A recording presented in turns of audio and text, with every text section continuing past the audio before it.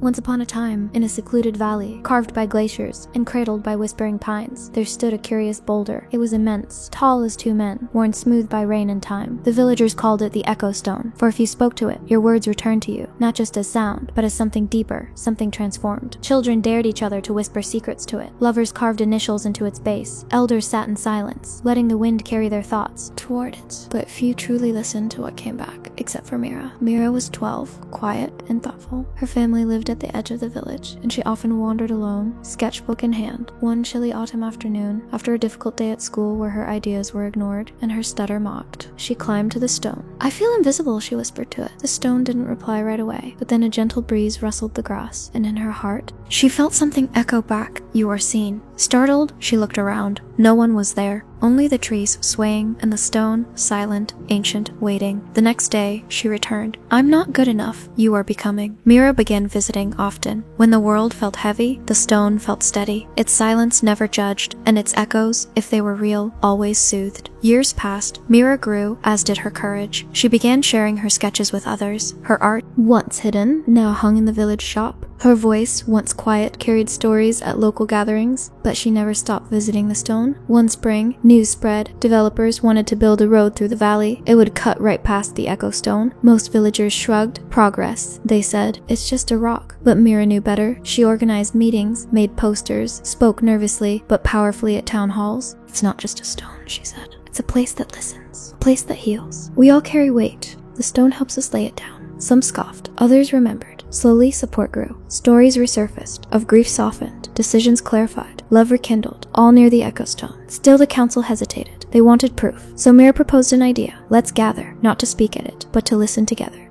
On the chosen day, dozens came. Elders, children, workers, dreamers. They stood in a circle, hands linked, hearts open. Mira stepped forward, placed her palm on the stone, and whispered, "We remember." For a moment, only silence. Then the wind shifted, birds quieted, and across the valley, a soft sound rose. Not echo, not voice, but feeling, peace, presence, as if the stone breathed with them.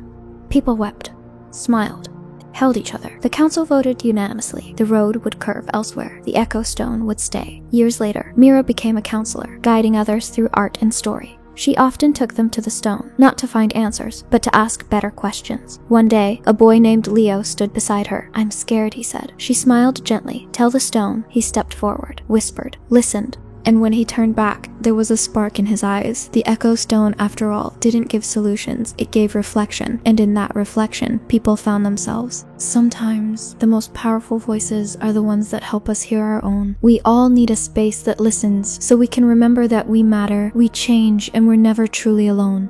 In the rush of life, we forget to pause. We search for answers in noise, in movement, in action. But healing often begins in stillness. The Echo Stone reminded an entire village that wisdom isn't always spoken. It's felt, shared in silence, echoed through generations. Mira's journey shows us that advocacy doesn't always come from the loudest person in the room. Sometimes it comes from the quiet observer, the one who has listened deeply. Her bond with the stone, forged in childhood loneliness, blossomed into a legacy of connection. She saved not just a rock, but a place of meaning, a mirror for the soul.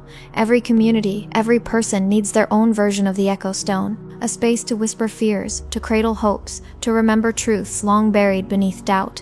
And just maybe, if we listen, truly listen, we'll find that the answers we seek aren't far away. They've been echoing within us all along. So find your stone, speak softly, listen deeply, and never underestimate the power of being heard.